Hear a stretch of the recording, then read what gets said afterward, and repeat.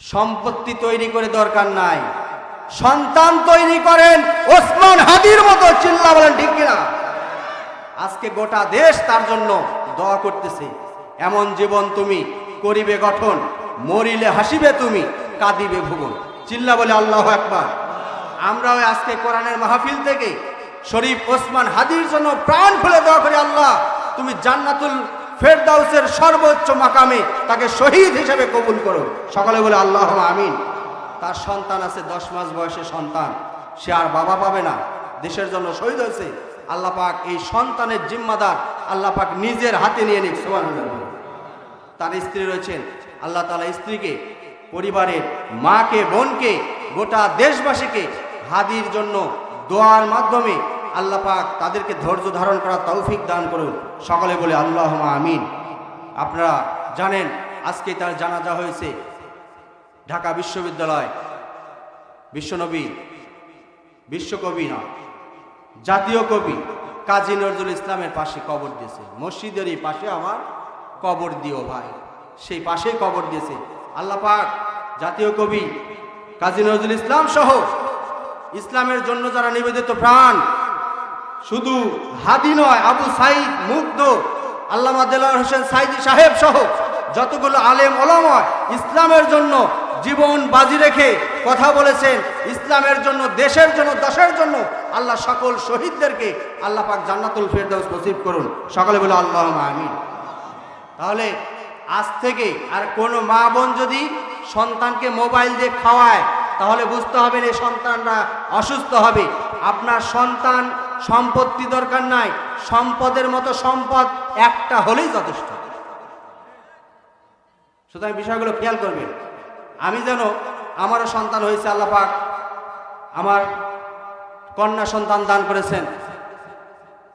আমি প্রত্যেকটা ক্ষণে ক্ষণে মোবাইলের প্রতি দেখি খুব আকর্ষণ, মানে হাতে নেওয়া মাত্রই নিয়ে নেয়। আমি বলছি যে মোবাইল দেওয়া যাবে না। বউকে বলছি চাকরি করার দরকার নাই, আমি একা করলেই যথেষ্ট। ঠিক কিনা ভাই? চাকরি করি, প্রভাষক, জুমার নামাজ পড়াই, আয়েশ কেন্দ্রীয় জামে মসজিদ, ঈদের নামাজ পড়াই, সুদরানা, তেমুক, দর্শনগ্রাম, নন্দীগ্রাম, যৌথ ঈদগামার একটা জব কোচিং সেন্টারে ক্লাস নেই। আরও তো ওয়াজ মাহফিল আছে, ওয়াজ করলে লস নাই। আমারই কামাই খেয়ে খা। বউকে দিয়ে কামাই করার দরকার আছে ভাই? সন্তান পালন করো, এটাই তোমার চাকরি। দুইজন চাকরি করলে ওই পরিবারের মধ্যে অধিকাংশই শান্তি সুখ থাকে না। যা হোক, যে কথাটা বলতেছিলাম, একসাথে দুই কাজ করা যাবে না। সুতরাং আমরা যারা আছি 1 ঘন্টার সময় দিতে রাজি আছি। 1 ঘন্টা, যেহেতু 12টা একদম কাটায় 11টা বাজে, 1 ঘন্টার সময় আপনাদের কাছে একটু আমি করজোরে মিনত করি, যারা আছেন, যারা আসবেন বসবে, যারা আছেন যাবেন না, ইনশাআল্লাহ রাজি আছেন দেখি হাত তুলে দেখি। লিল্লাহে তাকবীর, লিল্লাহে তাকবীর। আল কোরআনের আলো, আল কোরআনের আলো। আমার নেতা তোমার নেতা, আমার নেতা তোমার নেতা। লিল্লাহে তাকবীর। আলহামদুলিল্লাহ। আল্লাহ পাক মানব জাতির হেদায়েতের জন্য কি গ্রন্থ নাজিল করেছেন বলেন দেখি? আল কোরআন।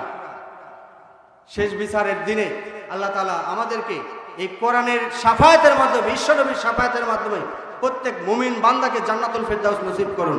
সকলে বলে আল্লাহুম্মা আমিন। বান্দা যদি প্রশ্ন করে, আল্লাহ কুরআনুল কারীম কেন নাজিল করেছো? কুরআনুল কারীম নাজিল করার কারণটা কি আমরা জানতে চাই। আল্লাহ তাআলা বলেন, লিতুখরিজান নাসা মিনাজ-যুলুমাতি ইলান-নূর।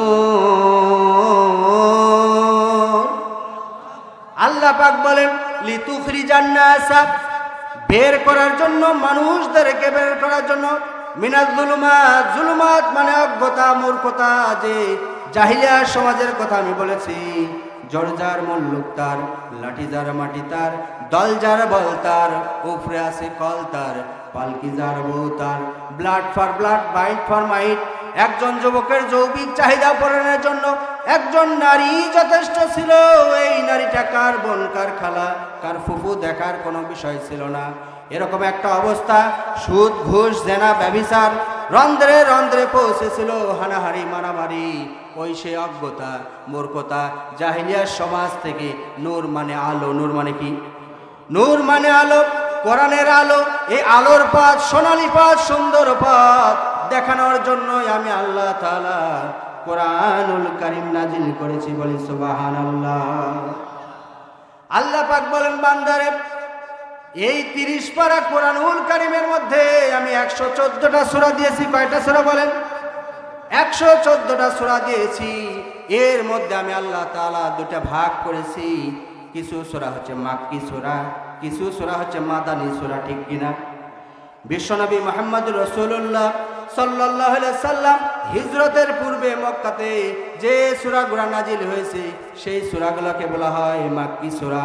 হিজরতের পরে মদিনাতে সহ অন্যান্য জায়গায় হিজরতের পরে যে সূরাগুলো নাজিল হয়েছে সেই সূরাগুলো হলো মাদানী সূরা।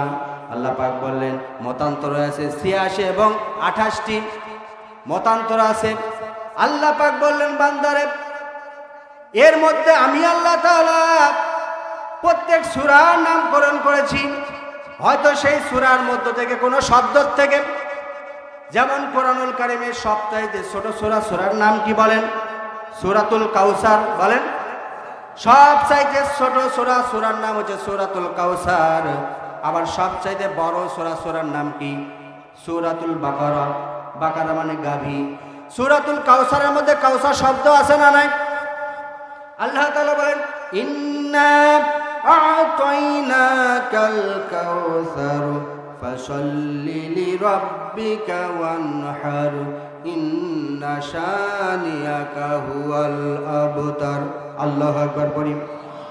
ইন্না আ'তাইনাকাল কাউসার, নবী হে বলো আমি আপনাকে কাউসার দান করলাম। এই কাউসার শব্দ থেকে সূরাতুল কাউসারের নামকরণ করা হয়েছে, সূরাতুল কাউসার। এরকম সূরাতুল ফিলের মধ্যে ফিল শব্দ আছে না নাই? আলম তারা কাইফা ফাআলা রাব্বুকা বিআসহাবিল ফিল আছে না নাই?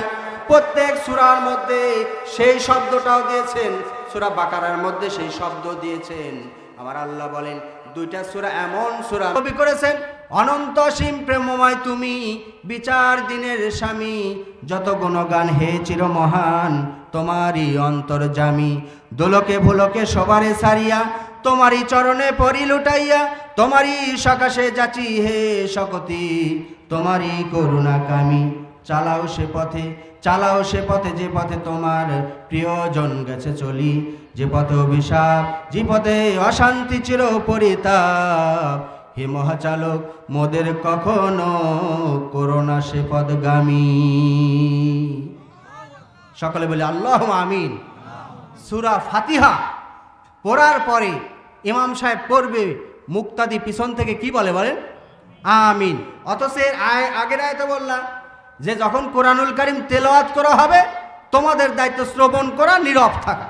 কিন্তু আল্লাহ তাআলা এমন একটা সূরা দিয়েছেন যে সূরা পড়লেই ইমাম সাহেব পড়বে, পিছন থেকে মুক্তাদি আমিন বলবে। অর্থাৎ আমরা হুজুরেরা যে মোনাজাত করে, মোনাজাতের পরে আমরা কি বলি বলেন? আমিন। আল্লাহর কাছে প্রার্থনার সূরা একটাই, সেটা সূরাতুল ফাতিহা। এই ফাতিহার মধ্যে আল্লাহ পাক ফাতিহা শব্দ উল্লেখ করে নেয়। দ্বিতীয় নম্বর হচ্ছে সূরাতুল ইখলাস। আল্লাহ পাক সেই সূরার মধ্যে ইখলাস শব্দ উল্লেখ করে নাই, কিন্তু বৈশিষ্ট্যর দিক থেকে, গুণগত দিক থেকে আল্লাহ পাক নামকরণ কেন করলেন একটু পরে আমরা জানব। তাহলে আজকের বিষয় হচ্ছে সূরাতুল ইখলাস নিয়ে আলোচনা। শুনতে রাজি আছেন কারা?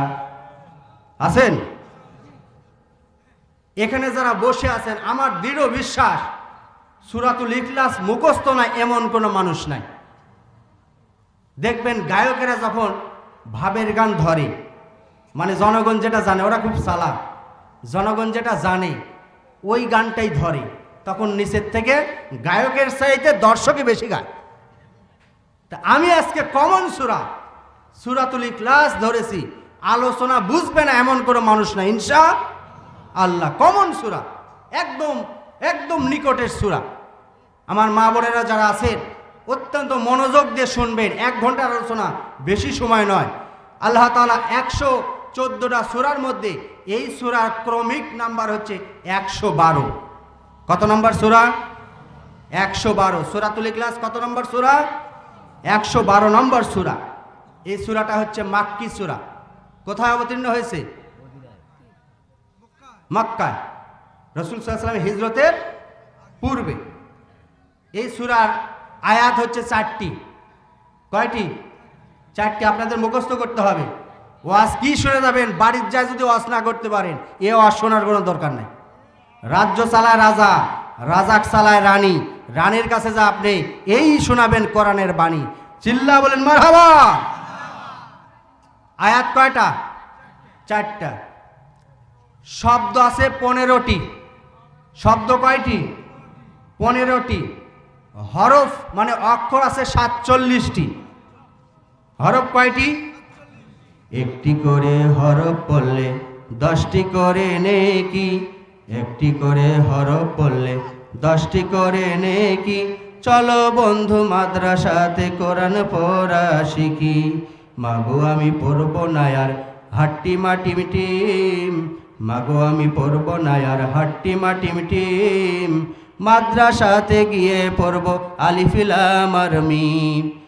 আল কোরআনের লেখা পড়া খুবই ভালো ভাই, চলো বন্ধু হাদিস পড়ে জীবনটা গড়াই। তাহলে সূরাতুল ইখলাসের ক্রমিক নাম্বার 112, আয়াত 4টি, এরপরে শব্দ 15টি, হরফ 47টি, রুকু 1টি। প্রথমে আমরা তেলাওয়াতের মাধ্যমে শুরু করবি। সকল বলে আউযু বিল্লাহি মিনাশ শাইতানির রাজিম, বিসমিল্লাহির রাহমানির রহিম। কুল হুয়াল্লাহু আহাদ, আল্লাহুস সামাদ, লাম ইয়ালিদ ওয়া লাম ইউলাদ ওয়া লাম ইয়াকুল লাহু কুফুয়ান আহাদ। আল্লাহু আকবার। এরপর আমরা অর্থ শুনব। অর্থ মোটামুটি সকলের মুখস্থ। কুল মানে নবী হে আপনি বলুন। কুল হুয়াল্লাহু আহাদ, নবী হে বলুন আল্লাহ এক এবং অদ্বিতীয়। আল্লাহুস সামাদ, আল্লাহ হচ্ছে অমুখাপেক্ষী, কারো প্রতি আল্লাহ মুখাপেক্ষী নয়। লাম ইয়ালিদ, তিনি কাউকে জন্ম দেননি। ওয়ালাম ইউলাদ, তাকেও কেউ জন্ম দেয়নি। ওয়ালাম ইয়াকুল লাহু কুফুয়ান আহাদ, আর আল্লাহ তাআলার সমকক্ষ পৃথিবীতে আর কেউ নেই। সুবহানাল্লাহ। এবার আসুন নামকরণ। প্রত্যেকটা জিনিসে একটা নামকরণের সার্থকতা আছে না নাই? এই যে মাছগাতি, কোনো কারণে আমি আপনি হয়তো না জানি, ওই মুরব্বীরা বলতে পারবে মাছগাতি কেন নামকরণ করা হয়েছে, নাটোর কেন নামকরণ করা হয়েছে, সিংড়া কেন নামকরণ করা হয়েছে, এগুলো একটা ইতিহাস আছে না নাই? তো এই যে কারণে নামকরণ করা হয় আরবিতে বলা হয় শানে নজুল। শানে নজুল। নামকরণের সার্থকতার মধ্যে একটা কথা আছে, a beautiful name is better then A lot of wealth. একটা সুন্দর নাম, বিউটিফুল মানে কি? একটা সুন্দর নাম হাজারো সম্পদের চাইতে উত্তম। চিল্লা বলেন ঠিক কিনা? হাজার সম্পদ আছে, নাম পোসামিয়া, আতর আলী, এরকম আছে না নাই? এক থেকে দুইয়ের নাম গেলে একটা হয় ভালো নাম আর একটা কি খারাপ নাম। তা আল্লাহ তাআলা এই সূরাতুল ইখলাস কেন নামকরণ করলেন জানা দরকার আছে না নাই? ইখলাস শব্দের অর্থ হচ্ছে একনিষ্ঠ, খাঁটি, বিশুদ্ধ। অর্থাৎ এই ইখলাস সূরা যদি বান্দা তেলাওয়াত করে খাঁটি, নির্ভেজাল, পিওর, শিওর হিসাবে আল্লাহ তাআলার পরিচয় পেয়ে যাবে। সুবহানাল্লাহ। আল্লাহ বলেন সূরাতুল ইখলাসের শুধু একটা নাম নয়, তাফসিরে জালালাইনে সূরাতুল ইখলাসের 21টা নাম আছে। বলি আল্লাহু আকবার। আমাদের তো একটা নামের জায়গায় দুটা নাম থাকলে একটা নাম হয় ভালো আর একটা নাম হয় কালো। অধিকাংশ মানুষের যার দুইটা নাম আছে, একটা নাম ভালো আর একটার নাম কি কালো। এক মুরব্বী সন্তানের নাম রাখছে আর পাইস নাম কি, আর পাইস নাম। একদিন হঠাৎ করে আর পাশটাকে পাওয়াই যাচ্ছে না। নদী এলাকার লোক সারা রাত খুঁজেছে, পাই নাই। সকালবেলা ডাকতেছে, আর পাস না, আর পাস না, আর পাস না। সারা রাত জেলেরা জাল খেয়া হয়েছে, কোনো মাছ পায় নাই। সকালবেলা ফজরের পরে আবার শুনতেছে, আর পাস না, আর পাস না। মেজাজটা তো হট। পাশে এসে বাং ছিল, বাং দিয়ে কয়েকটা বাড়ি দিয়েছে। আমি সারা রাত মাছ পাইনি, তারপরে তুমি এসে বলতেছো আর পাস না, আর পাস না। তখনও চিন্তা করতেছে, যা কোনো দিন না তাই, এতদিন আমার সন্তানকে আর পাঁচটা বলে ডাকলাম, কেউ আমাকে মারলো না। আর আজকে সকালবেলা এই জেলেরা আমাকে মারলো, যা কোনো দিন না তাই। কিছু দূর যাওয়ার পরে দেখতেছে রাজার ছেলে ঘোড়ায় চড়ে আসতেছে। যা কোনো দিন না তাই, ওই কথাটা রাজার ছেলের কানে গেছে।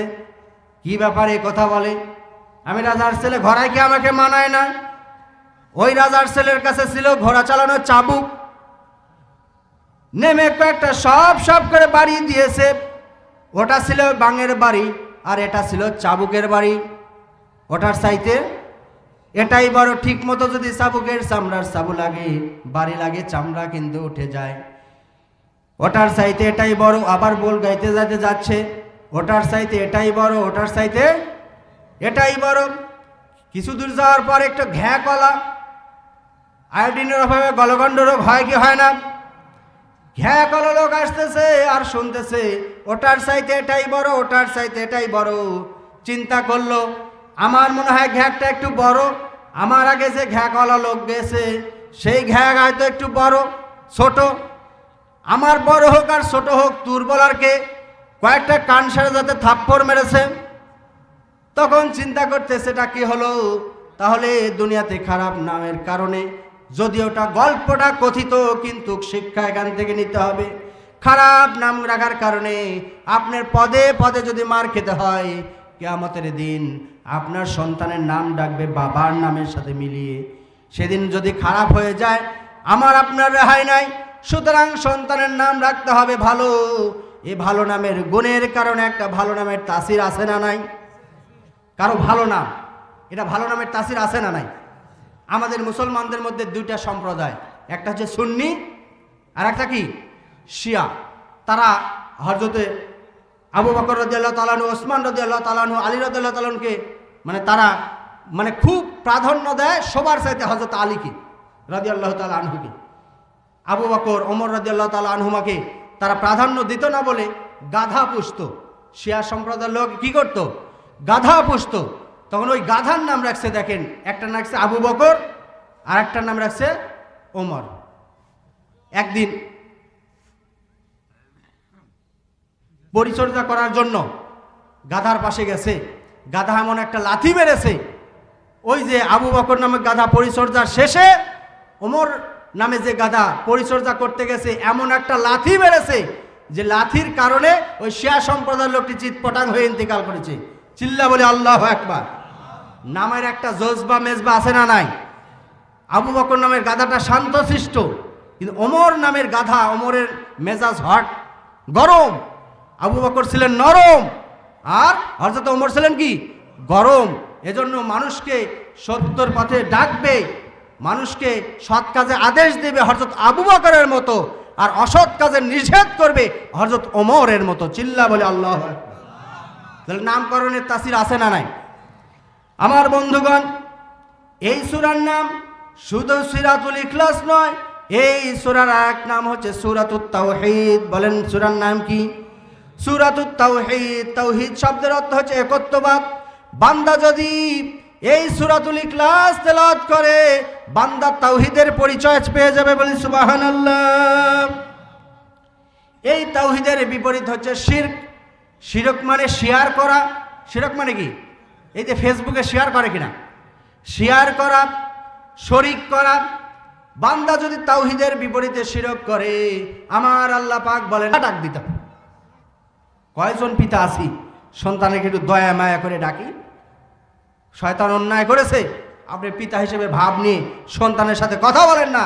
আরে কথা না বললে ওই জায়গায় গ্যাপ তৈরি হলো, আজ নয় কাল নয় আপনার সন্তান বিপদগামী হতে বাধ্য, ঠিক কিনা? আপনার সন্তান হিসেবে আদর মাখা, দরদ মাখা, কলিজার টুকরা এভাবে ডেকে ডেকে তাকে উপদেশ দিতে হবে। জন্ম দিলে জন্মদাতা হওয়া যায়, পিতা হতে গেলে অনেক কয়টা গুণের দরকার। এই জন্য লোকমান হাকিম তার পুত্রকে 10টা উপদেশ দিয়েছে। এই 10টা উপদেশের মধ্যে 1 নাম্বার উপদেশ দিয়েছে, 1 নাম্বার হচ্ছে ইয়া বুনাইয়া লা তুশরিক বিল্লাহ ইন্না শিরকা লা যুলমুন আযীম। হে আমার কলিজার টুকরা সন্তান, লা তুশরিক বিল্লাহ, আল্লাহর সাথে শরীক করিও না। ইন্না শিরকা লা যুলমুন আযীম, নিশ্চয় শিরক হচ্ছে বড় ধরনের জুলুম। জুলুম শব্দের শাব্দিক অর্থ হচ্ছে অন্যায় করা। জুলুম শব্দের স্বাভাবিক অর্থ হচ্ছে যে জিনিস যে জায়গায় রাখা দরকার সেই জায়গায় না রেখে অন্য জায়গায় রাখাটাই হচ্ছে জুলুম। জুলুম মানে কি? যে জিনিস যে জায়গায় রাখা দরকার সেই জায়গায় না রেখে অন্য জায়গায় রাখা, এটাই কি? টুপি কোথায় রাখা দরকার বলেন? মাথায়। এখন এই টুপিটা যদি আমি এই হাঁটুটা একটু উঁচু করে বলছি এটাও তো মাথার মতো, আমি এখানেও টুপি রাখি, এটা টুপির প্রতি কি করা হবে? জুলুম করা হবে। তাহলে সবচাইতে বড় কথা হচ্ছে যে চেয়ারে যাকে বসানো দরকার তাকেই বসানো, এটা হচ্ছে ন্যায় এবং ইনসাফ, ঠিক কিনা? আর এই চেয়ারে যদি যাকে রাখা প্রয়োজন নয়, যার দরকার নাই, তাকে যদি গণ্ডমূর্খকে এই চেয়ারে বসান, তাহলে এই চেয়ারের প্রতি কি করা হলো? জুলুম। সামনে আসতেছে দিনগুলি, খুব ভালো করে খেয়াল করবেন। জাতির জন্য যাকে প্রয়োজন, জাতির জন্য যাকে প্রয়োজন তাকেই নির্বাচিত করতে হবে। আসতে বললেন কেন? জাতির জন্য যাকে প্রয়োজন এই চেয়ারটাকে তাকেই বসাতে হবে।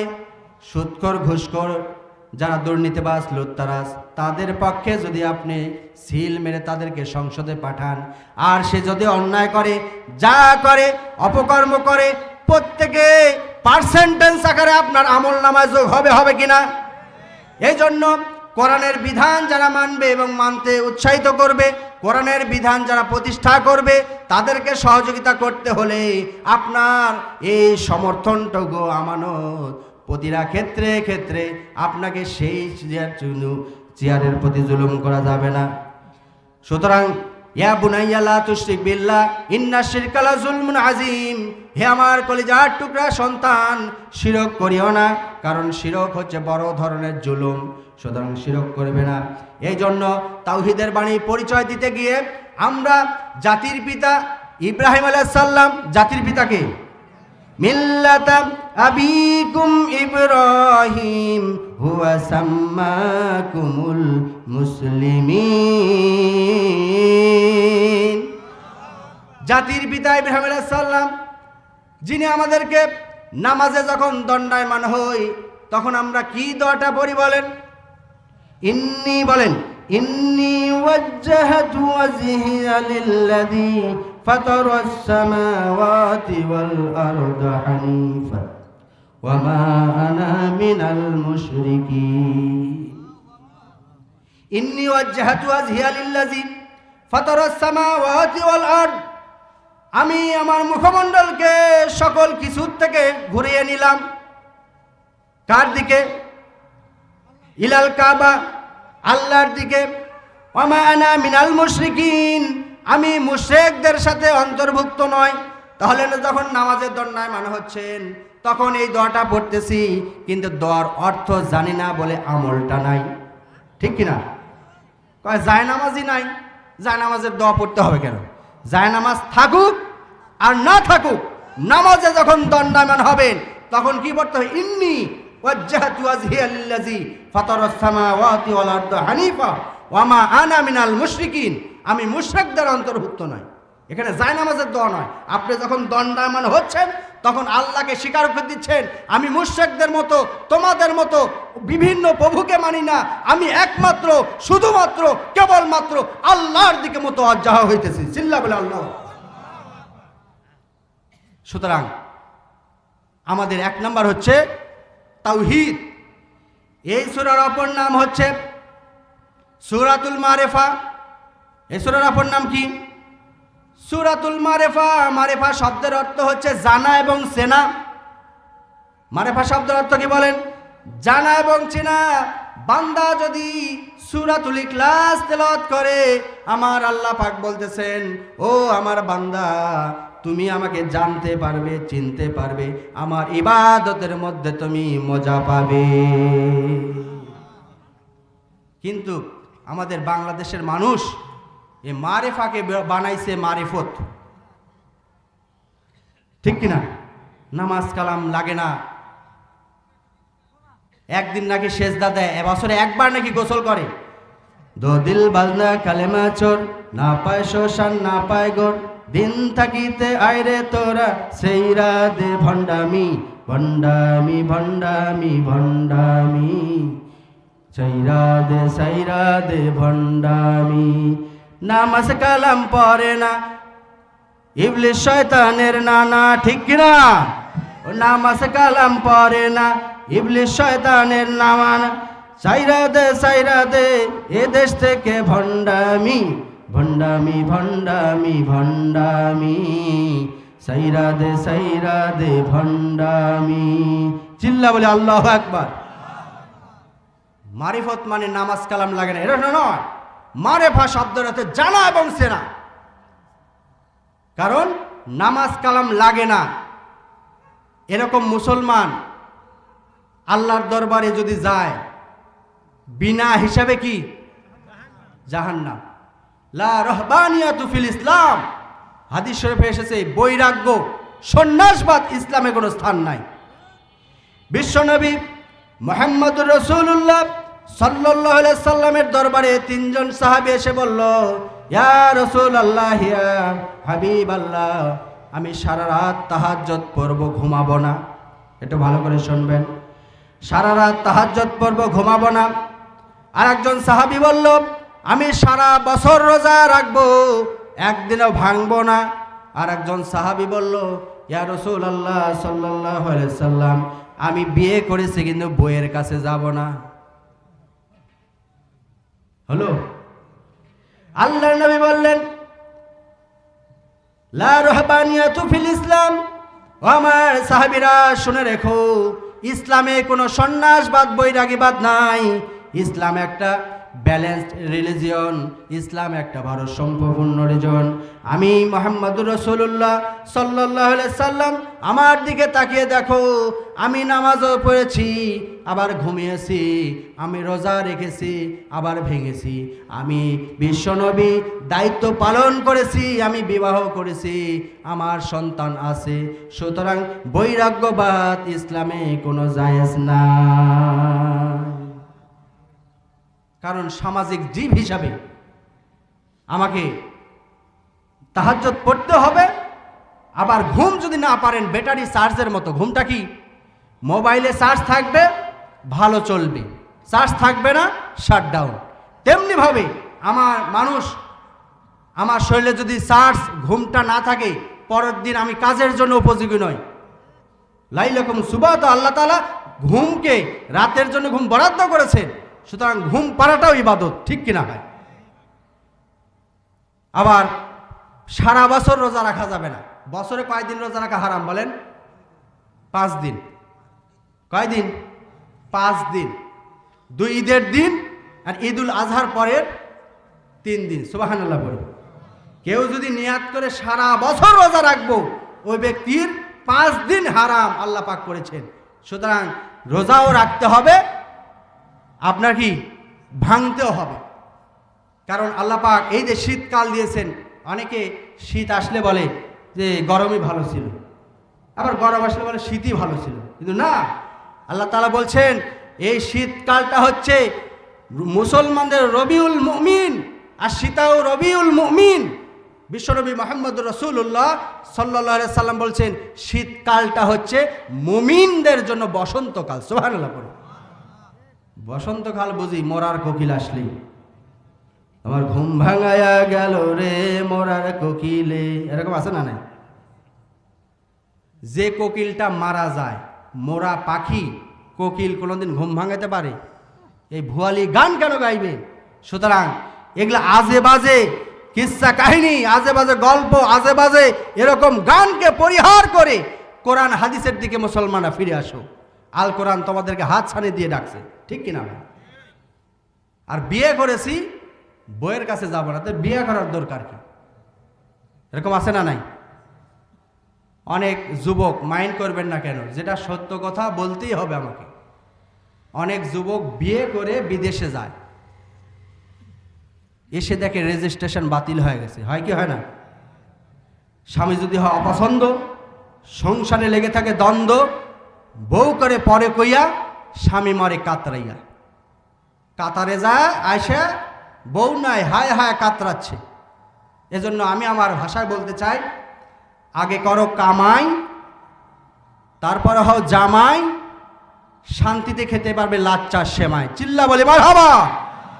এজন্য যুবক ভাইরা যারা আছেন, আগে বিয়ের আগে বিদেশ, বিয়ের পরে স্বদেশ, এটা হচ্ছে মুরব্বীদের আদেশ। চিল্লা বলে ঠিক কিনা? বিয়ের আগে বিদেশ, বিয়ের পরে স্বদেশ, এগুলো হচ্ছে মুরব্বীদের আদেশ। আল্লাহ পাক প্রত্যেক যুবক ভাইদেরকে এই কথাগুলো আমল করার তৌফিক দান করে। সকলে বলে আল্লাহুম্মা আমিন। তাহলে আমাদেরকে রাতে নামাজও পড়তে হবে, ঘুমও পাড়তে হবে, বছরের রোজাও রাখতে হবে, রোজাও ভাঙতে হবে, এরপরে বিয়েও করতে হবে, বউয়ের কাছেও যেতে হবে। সুতরাং বিয়ে করা নবীর সুন্নাত। বিয়ে করা কি? নবীর সুন্নাত। তবে মাঝে একটা কথা বলেই দেই, যুবকরা খুঁজে পায় না কাকে বিয়ে করবে। আমি একটা নারী নিয়ে কবিতা বলছি, নারী জাতি ভেবে চিন্তে করবেন, ঠিক কিনা ভাই? আমার বন্ধুগণ, দ্বিতীয় নাম্বার হচ্ছে এই সূরার নাম সূরাতুল মারিফা। মারিফা মানে জানা এবং চেনা। বান্দা যদি সূরাতুল ইখলাস তেলাওয়াত করে, বান্দা কাকে চিনতে পারবে বলেন? কাকে জানতে পারবে? আল্লাহকে চিনতে পারবে, আল্লাহকে জানতে পারবে। এই সূরার অপর আরেকটা নাম হচ্ছে সূরাতুস সামাদ। কুল হুয়াল্লাহু আহাদ আল্লাহুস সামাদ। এই সূরার অপর নাম হচ্ছে সূরাতুস সামাদ। সামাদ শব্দের অর্থ হচ্ছে অমুখাপেক্ষী, যার কোনো প্রয়োজন নাই, যার কোনো মানুষের কোনো প্রয়োজন নাই। আল্লাহ যদি বলে কুন ফায়াকুন, হও, হয়ে যাও। আল্লাহ কোনো কারো প্রতি মুখাপেক্ষী নয়। যার হাদিস শরীফের ভাষা এবং তাফসিরে এসেছে, যার কোনো পেট নাই তিনি সমাদ। যার কি নাই? পেট নাই, ক্ষুধা নাই, তিনি সমাদ। অর্থাৎ আল্লাহ তাআলা হচ্ছে অমুখাপেক্ষী। এই সমাদের বিপরীত হচ্ছে সনাম। সনাম মানে মূর্তি। সনাম মানে কি? সনাম মানে মূর্তি।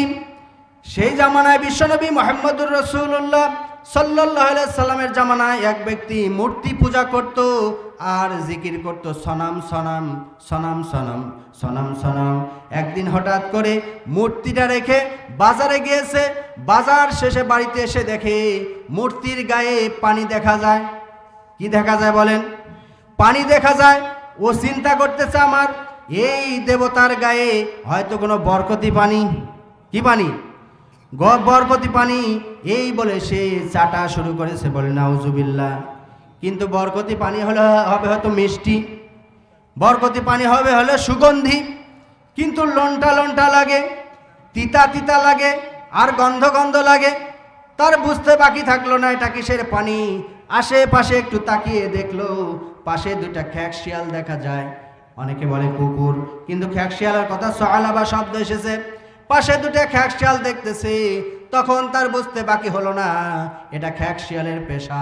সে চিন্তা করলো, যে দেবতা, যে ভগবান, যে আমার ঈশ্বর, যে নিজেই নিজেকে হেফাজত করতে পারে না খ্যাক শিয়ালের পেশাব থেকে, তার কিভাবে কিয়ামতের দিন আমাকে সে হেফাজত করবে? এমত রাগান্বিত হয়েছে, মূর্তি নিয়ে সঙ্গে সঙ্গে আছাড় মেরেছে। আছাড় মারার পরে হাত পা ভেঙে গুড়া করে সকল কিছু গুছিয়ে নিয়ে বিশ্বনবীর দরবারে গিয়ে বলতেছি, ইয়া রাসূলুল্লাহ, ইয়া হাবিবাল্লাহ, আমার জীবনে এতদিন ভুল হয়েছে, আমি আমার ভুল বুঝতে পেরেছি। কারণ যে দেবতা তার খ্যাকশিয়ালের পেশাব থেকে নিজেকে রক্ষা করতে পারে নাই, কিয়ামতের দিন কিভাবে সে আমাকে হেফাজত করবে, আমাকে রক্ষা করবে? আমি আর মুশরিক থাকতে চাই না। আমাকে পড়িয়ে দিন লা ইলাহা ইল্লাল্লাহু মুহাম্মাদুর রাসূলুল্লাহ সাল্লাল্লাহু আলাইহি ওয়াসাল্লাম। বন্ধুগণ, এই সূরার অপর নাম হচ্ছে সূরাতুল ঈমান। এই সূরার অপর নাম কি? সূরাতুল ঈমান। ঈমান মানে বিশ্বাস। বান্দা যদি এই সূরা তেলাওয়াত করে, আমার আল্লাহ পাক তার ঈমানটা বাড়িয়ে দিবে। এই সূরার অপর নাম হচ্ছে সূরাতুন নাজাত। নাজাত মানে মুক্তি পাওয়া, রেহাই পাওয়া। বান্দা যদি এই সূরার উপর শুধু আমল করে, কাল কিয়ামতের দিন আল্লাহ পাক তাকে জাহান্নাম থেকে মুক্তি দিয়ে জান্নাতুল ফেরদাউস নসিব করবে।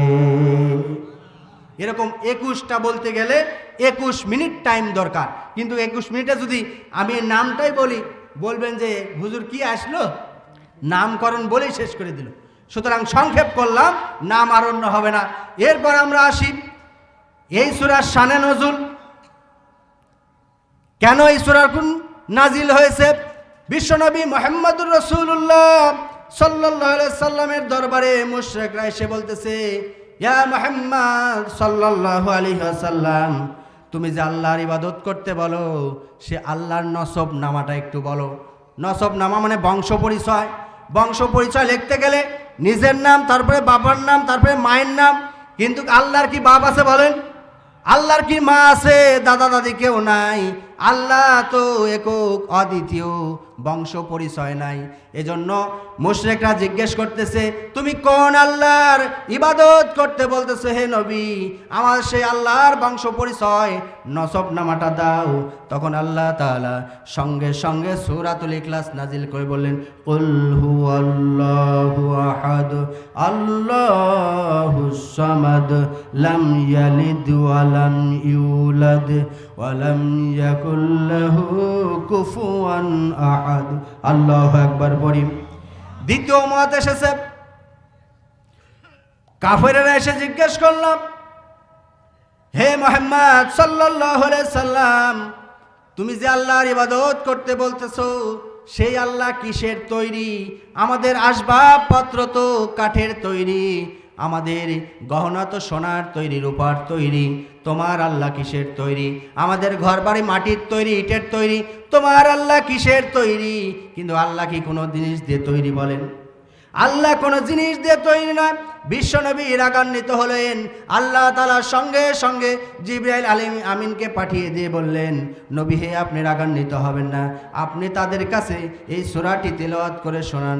তখন বিশ্বনবী মুহাম্মদুর রাসূলুল্লাহ সাল্লাল্লাহু আলাইহি সাল্লাম তেলাওয়াত করলেন সূরাতুল ইখলাস। কুল হুয়াল্লাহু আহাদ আল্লাহুস সামাদ লাম ইয়ালিদ ওয়া লাম ইউলাদ ওয়া লাম ইয়াকুল লাহু কুফুয়ান আহাদ। আল্লাহু আকবার পড়ি। এবার আসুন, নামকরণ শুনলাম, ফজিলত জানা দরকার আছে না নাই? তাফসীর করতে গেলে সবচাইতে ঐতিহাসিক প্রেক্ষাপট হচ্ছে শানে নজুলের পর যে ফজিলতটা আছে, সেই ফজিলতটুকু বর্ণনা করা। কারণ আমরা বাঙালি লাভে আছি, লসে নাই। ঠিক কিনা ভাই?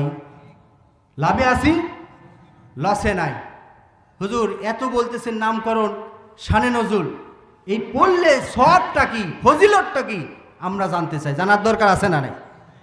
1 নম্বর ফজিলত, বিশ্বনবী মুহাম্মদুর রাসূলুল্লাহ সাল্লাল্লাহু আলাইহি সাল্লাম বললেন, এরকম সাহাবীদেরকে নিয়ে বসে আছেন।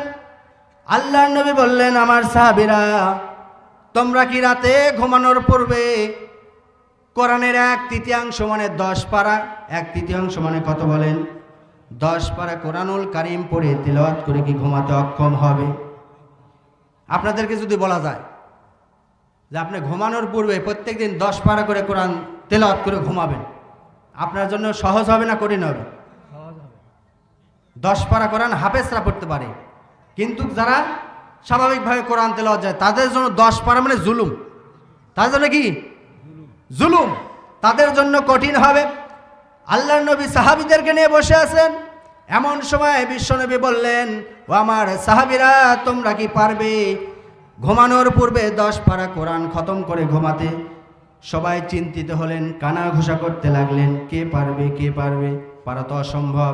বিশ্বনবী মুহাম্মদুর রাসূলুল্লাহ সাল্লাল্লাহু আলাইহি সাল্লাম বললেন, আমার সাহাবীরা, তোমরা চিন্তিত হও না, তোমরা টেনশন করো না। কোরআনুল কারীমের সূরাতুল ইখলাস, কুল হুয়াল্লাহু আহাদ, আল্লাহুস সামাদ, লাম ইয়ালিদ ওয়া লাম ইউলাদ ওয়া লাম ইয়াকুল লাহু কুফুয়ান আহাদ। আমার সাহাবীরা, এই সূরাটা যদি একবার তেলাওয়াত করতে পারো, গোটা কোরআনের 10 পারা কোরআন খতম করার সব তোমার আমলনামা যোগ হয়ে যাবে। সুবহানাল্লাহ। বিশ্বনবী মুহাম্মদুর রাসূলুল্লাহ সাল্লাল্লাহু আলাইহি সাল্লাম বললেন, আমার সাহাবীরা, তোমাদের জন্য সুসংবাদ হচ্ছে, আল্লাহর কোন বান্দা যদি বিসমিল্লাহ সহকারে 2 বার সূরাতুল ইখলাস তেলাওয়াত করে, 3 ভাগের 2 ভাগ অর্থাৎ 10 পারা 10 পারা 20 পারা কোরআন খতম করার সব তার আমলনামায় যোগ হয়ে যাবে। ও আমার সাহাবীরা, শুনে রাখো, এই সূরাতুল ইখলাস যদি বিসমিল্লাহ সহকারে আমার বান্দা, আল্লাহ তাআলা বলতেছেন বিশ্বনবীর মাধ্যমে, কোন বান্দা যদি 30 পারা কোরআন খতম করতে চায়, বান্দা যদি বিসমিল্লাহ সহকারে সূরাতুল ইখলাস 3 বার, কয়বার বলেন? 3 বার যদি বিসমিল্লাহ সহকারে সূরাতুল ইখলাস তেলাওয়াত করে, আমার আল্লাহ তাআলা তাকে 30 পারা কোরআন খতম করার সব আমলনামায় দিয়ে দিবে। খুব কঠিন বলেন? শুধু তাই নয়, বিশ্বনবীর দরবারে এক সাহাবী আসার পূর্বে আগের দিনে অন্য এক সাহাবী সূরাতুল ইখলাস বারবার তেলাওয়াত করতেছে, কুল হুয়াল্লাহু আহাদ, কুল হুয়াল্লাহু আহাদ, বারবার তেলাওয়াত করার কারণে অন্য এক সাহাবী শুনে রাখলেন। শুনে রাখার পর যখন সুবহে সাদিকের নামাজ শেষে বিশ্বনবীর দরবারে ওই অন্য সাহাবী যে শ্রবণ করলো, সে যে বিশ্বনবীর দরবারে এই কথা বলতেছেন, ইয়া রাসূলুল্লাহ, ইয়া হাবিবাল্লাহ, আপনার অমুক সাহাবী শুধু বারবার সূরাতুল ইখলাস তেলাওয়াত করে। তার চিন্তা ছিল হয়তো খুব খাটো আমল, ছোট আমল, নগণ্য আমল। বিশ্বনবী মুহাম্মদুর রাসূলুল্লাহ সাল্লাল্লাহু আলাইহি সাল্লাম বললেন, ও আমার সাহাবী, শুনে রাখো, ইন্নাহু লা তা'দিলু সুলুসাল কোরআন, নিশ্চয় এই সূরাতুল ইখলাস হচ্ছে কোরআনুল কারীমের 1/3 বলি আল্লাহু আকবার। 30 পারা কোরআন হলে 3 ভাগের 1 ভাগ কয় পারা হয় বলেন? 10 পারা। বান্দা যদি বিসমিল্লাহ সহকারে একবার সূরাতুল ইখলাস তেলাওয়াত করে, আল্লাহ পাক তার আমলনামায় 10 পারা কোরআন সওয়াবের সওয়াব তার আমলনামায় দিয়ে দিবে। সংক্ষেপভাবে যদি বুঝতে চান, আমি কোরআনুল কারীমকে মানে টপিকস আকারে, পয়েন্ট আকারে জানতে চাই যে কোরআনুল কারীমে সবচাইতে বেশি কি আলোচনা হয়েছে। মুফাসসিরিন ইকরামরা বলতেছেন, এই কোরআনুল কারীমে 3টা শব্দ বেশি আলোচনা হয়েছে। কয়টা শব্দ? একটা হচ্ছে তাওহীদ, বলেন তাওহীদ, রিসালাত, আখিরাত, বলেন তাওহীদ, রিসালাত, আখিরাত। এই 3টা শব্দের আলোচনাই কোরআনুল কারীমের মধ্যে রয়েছে। তাহলে কেউ যদি সূরাতুল ইখলাস একবার পড়ে, তাওহীদের আলোচনা আছে না নাই? অর্থাৎ গোটা কোরআনের 10 পারা খতম করলে যে সব, আল্লাহ তাআলা বলছেন তার বিশ্বনবীর মাধ্যমে, বিশ্বনবী মুহাম্মদুর রাসূলুল্লাহ সাল্লাল্লাহু আলাইহি সাল্লাম বললেন, এই কোরআনুল কারীমের সূরাতুল ইখলাস তেলাওয়াত করলে একবার 10 পারা, 2 বার। ফজরের নামাজের ফরজের পূর্বে 2 রাকাত সুন্নাত আছে না নাই? এরপরে মাগরিবের পরে 2 রাকাত সুন্নাত আছে না নাই? বিশ্বনবী মুহাম্মদুর রাসূলুল্লাহ সাল্লাল্লাহু আলাইহি সাল্লাম এই ফরজের পূর্বে 2 রাকাত সুন্নাত নামাজ পড়তেন। প্রথম রাকাতে পড়তেন কুল ইয়া আইয়ুহাল কাফিরুন, সূরাতুল কাফিরুন। দ্বিতীয় রাকাতে পড়তেন কুল হুয়াল্লাহু আহাদ। এরপর মাগরিব নামাজ ফরজ হওয়ার পরে 2 রাকাত সুন্নাত পড়তেন। প্রথম রাকাতে পড়তেন কুল ইয়া আইয়ুহাল কাফিরুন, দ্বিতীয় রাকাতে পড়তেন কুল হুয়াল্লাহু আহাদ। বিশ্বনবী মুহাম্মদুর রাসূলুল্লাহ সাল্লাল্লাহু আলাইহি সাল্লামকে জিজ্ঞাসা করা হলো, ইয়া রাসূলুল্লাহ ইয়া হাবিবাল্লাহ, আপনি কেন সুন্নাত নামাজ, ফজরের সুন্নাত নামাজ 2 রাকাত এই কাফিরুন এবং সূরাতুল ইখলাস দিয়ে তেলাওয়াত করে নামাজ শেষ করেছেন, এরপরে মাগরিব সূরাতুল কাফিরুন এবং সূরাতুল ইখলাস দিয়ে শেষ করেছেন? বিশ্বনবী মুহাম্মদুর রাসূলুল্লাহ সাল্লাল্লাহু আলাইহি সাল্লাম বললেন, ও আমার সাহাবীরা শুনে রাখো, আমার সকালটা এমন হয় যেন আমি চাই আল্লাহর কাছে আমার সকালটা যেন হয় শিরক মুক্ত এবং তাওহীদ যুক্ত। অর্থাৎ সূরাতুল কাফিরুন হচ্ছে শিরক মুক্ত। কুল ইয়া আইয়ুহাল কাফিরুন লা আ'বুদু মা তা'বুদুন, হে নবী হে আপনি বলে দেন কাফেরদেরকে, তোমরা যার ইবাদত করো আমি তার ইবাদত করি না। এটা হচ্ছে শিরক মুক্ত। আর কুল হুয়াল্লাহু আহাদ এটা হচ্ছে তাওহীদ যুক্ত। আমার দিনটা যেন শুরু হয় শিরক মুক্ত তাওহীদ যুক্ত দিয়ে, আবার রাতের বেলায় মাগরিব নামাজ সেখান থেকে আমি শুরু করি, আমার যেন রাতটা শুরু হয় শিরক মুক্ত এবং তাওহীদ যুক্ত। শুধু তাই নয়, বিশ্বনবী মুহাম্মদুর রাসূলুল্লাহ সাল্লাল্লাহু আলাইহি সাল্লাম বেতের নামাজ, বেতের মানে বেজর, বেতের মানে কি বেজর, এই বেজর রাত্রিতে অর্থাৎ আল্লাহ তাআলা তার হাবিবকে এই রাত্রির মধ্যে বেতের নামাজে, এক হচ্ছে বেতের, 3 হচ্ছে বেতের, আমরা পড়ি 3 রাকাত। যারা আহলে হাদিস আছে তারা হচ্ছে 1 রাকাত পড়ে, ঠিক কিনা?